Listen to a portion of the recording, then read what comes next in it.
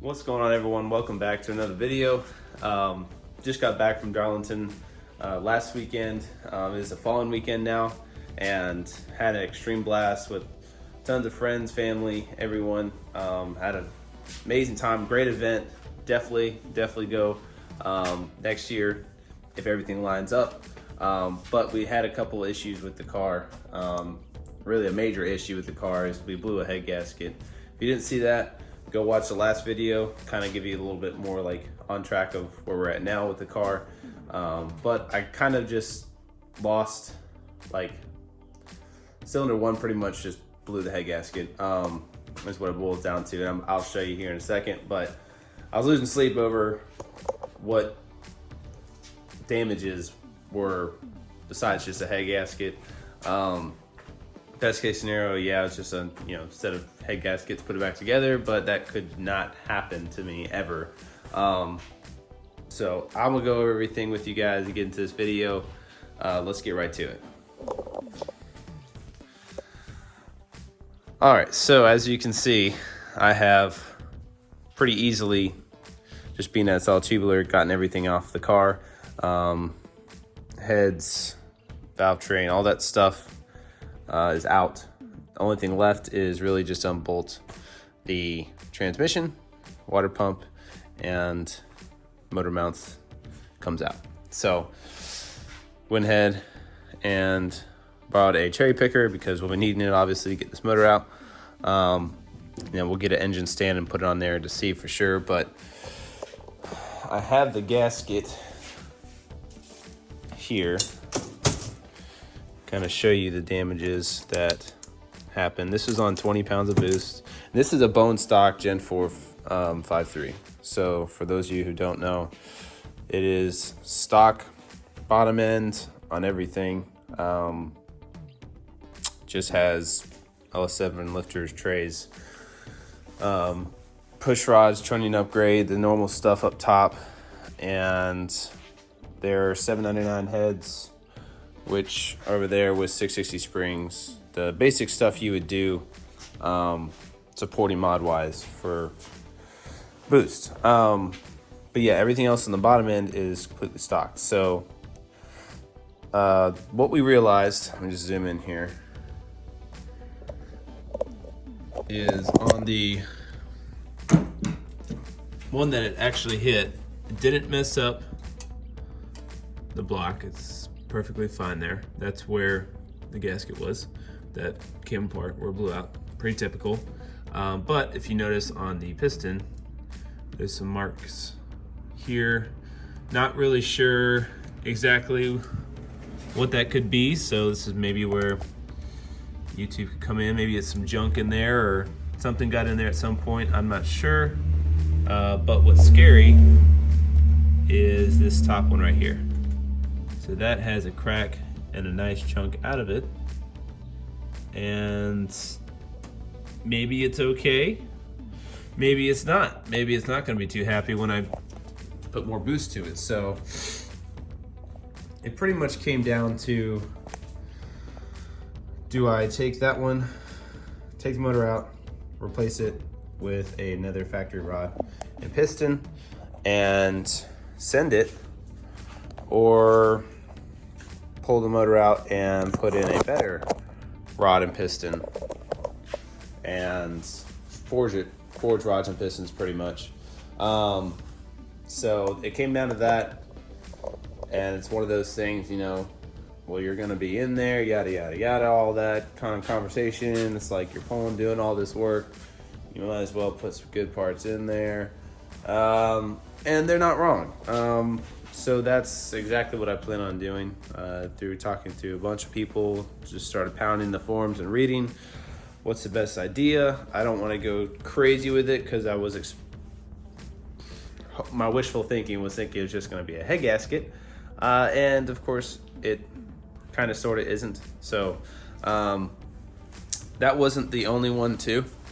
The number 8 has a nice one right there on the bottom of it, and there was a few small ones, and that one too that has some junk. So I don't know if it was junk. The plugs, I mean, there's no indication it could have been, like, that's number one right there, and it had coolant on it obviously, but, or water, but the straps, everything's fine. So I don't know, timing was only 20 pounds, 16 degrees of timing, so yeah, so it's kind of weird. I don't know, but I could file those down, like totally been told I could file them down, be okay, okay, and send it. Or since you're pulling it out anyway, go ahead and replace them with some stronger forged rods and pistons, and you know, get the heads cleaned up, put everything back together. And then the other thing is too is these are LS7 lifters, nothing against them or anything like that, but we're turning some pretty high RPM in this car, so you know, buy once, cry once on the whole lifter thing. I know they're good, there's nothing wrong with them, but last thing I want to do is lose a lifter and take out a cam. Best case scenario, cam lobe, but it could be catastrophic. So Johnson, the 21, 26 LSRs, buy those, and then a set of custom push rods. So that's, in a sense, to wrap it up, what I'll be doing. I'll be doing the rods with associated bearings, pins, all that stuff. Comes in as a kit from Texas Speed. It's JE pistons and their H-beam forged rod.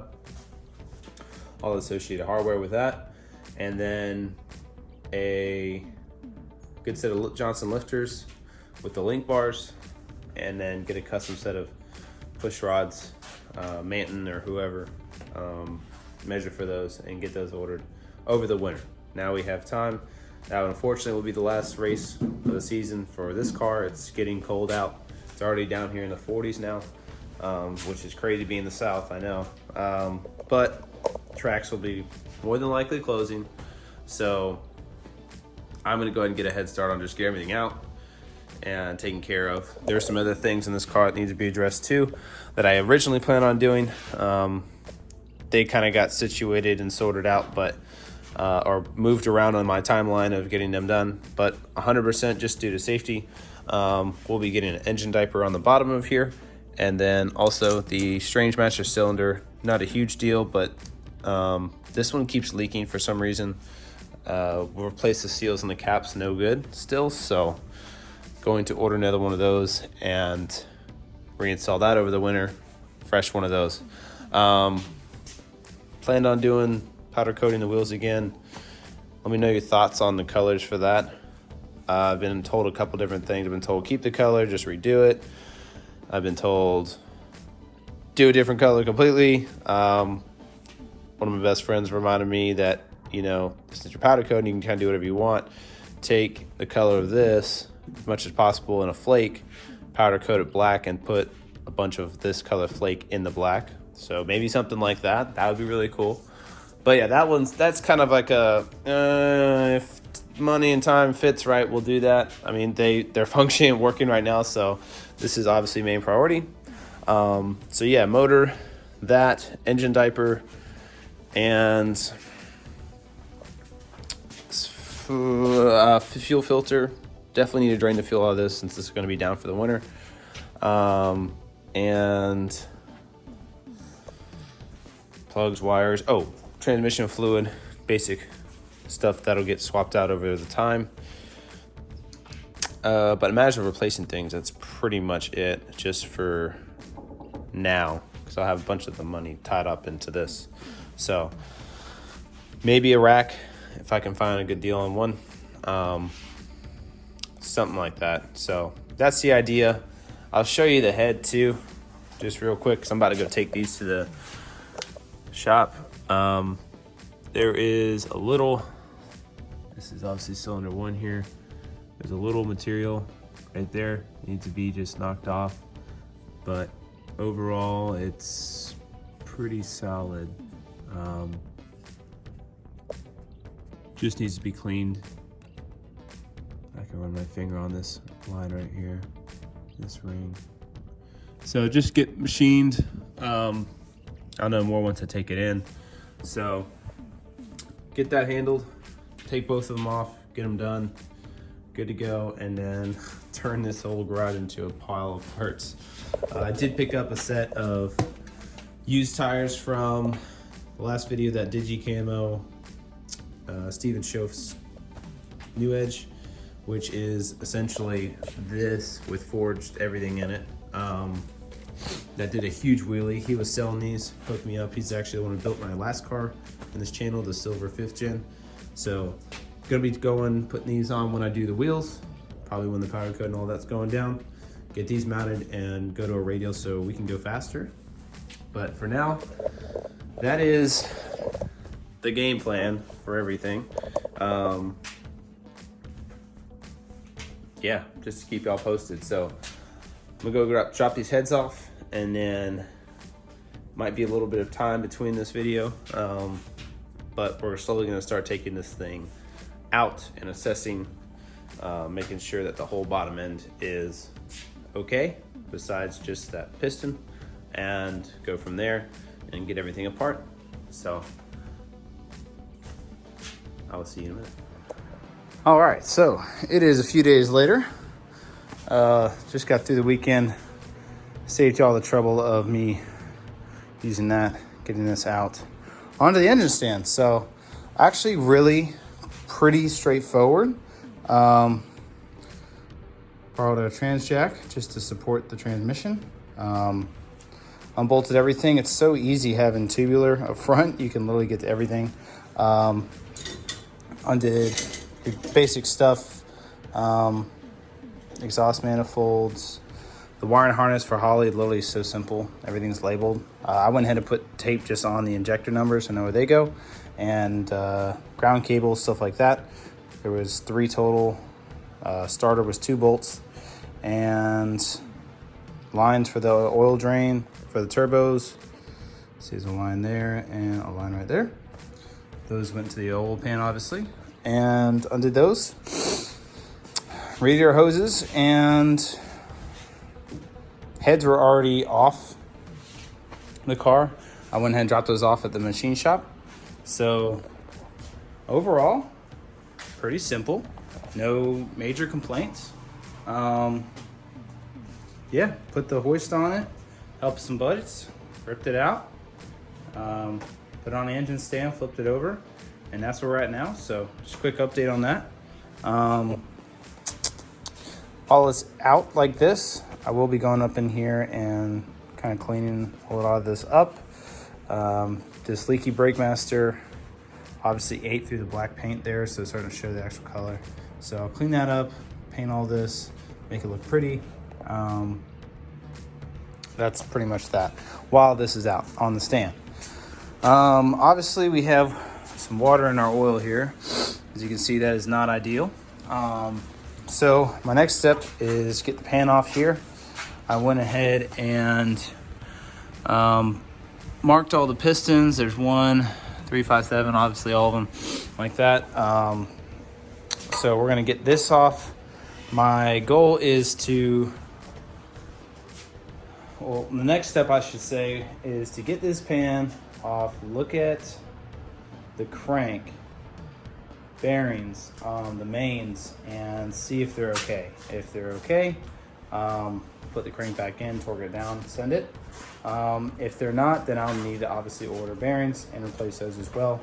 For sure doing the rods and pistons, so those will come out following this evaluation. So I'm gonna set you guys down, get this pan off, get the window tray out, all that fun stuff, and then we will check out the mains.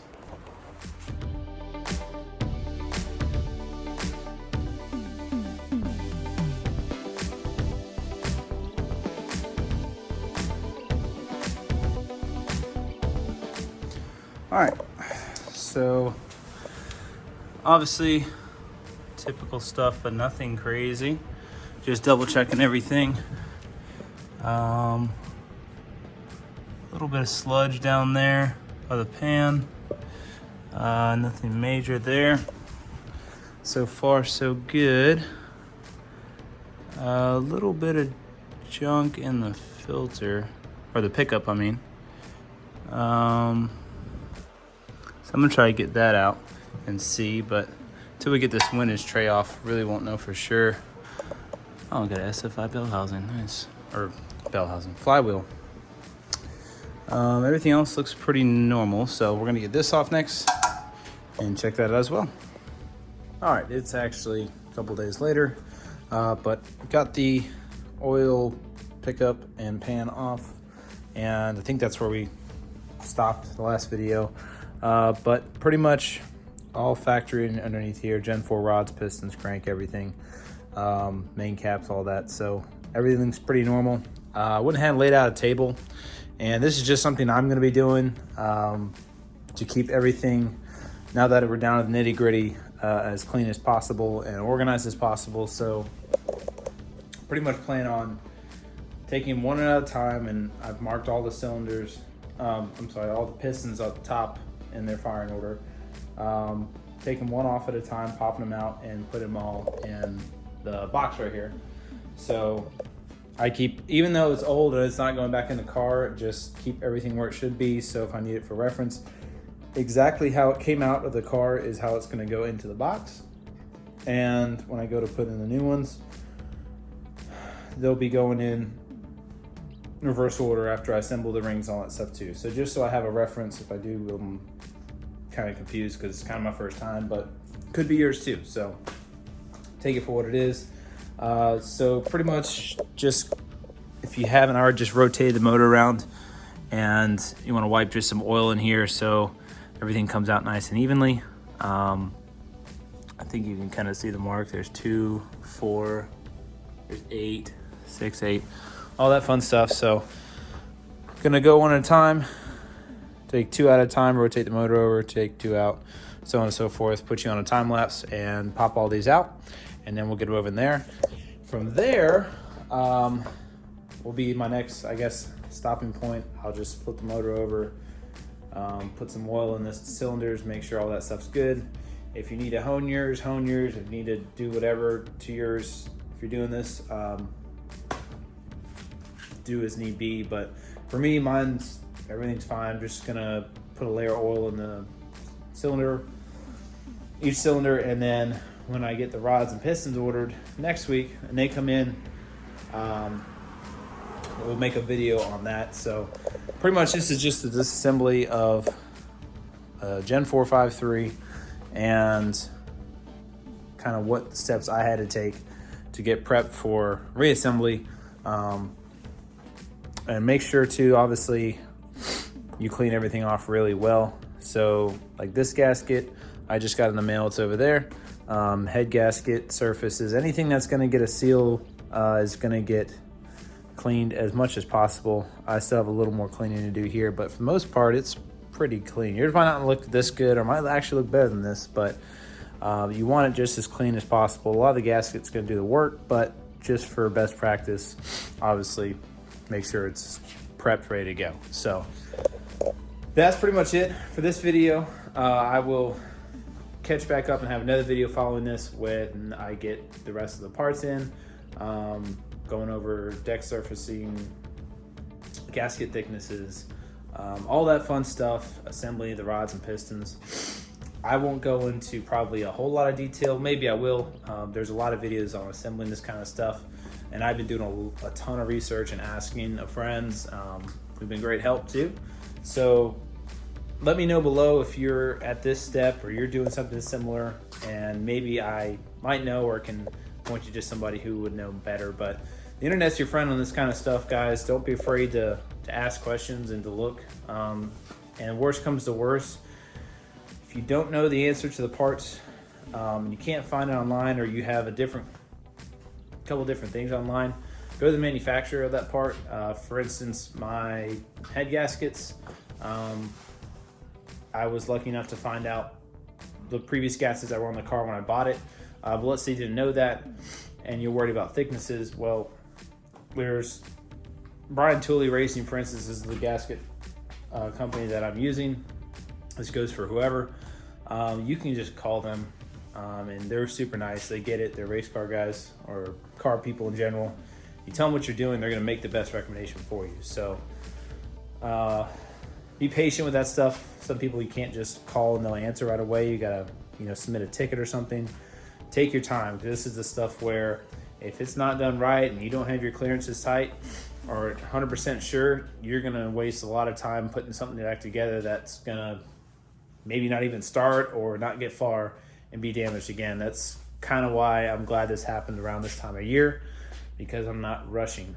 Rushing is going to lead you more prone to mistakes and cost you more money. So get you quality parts and quality answers, and it'll have a lot of peace of mind when you go to stuff your motor back into your car and go rip it down the track and hopefully make more power or do whatever it is you're trying to do. So that's it for this one. I will see you on the next one, as well as the car. It's going to get cleaned up. Y'all have a good one. Peace.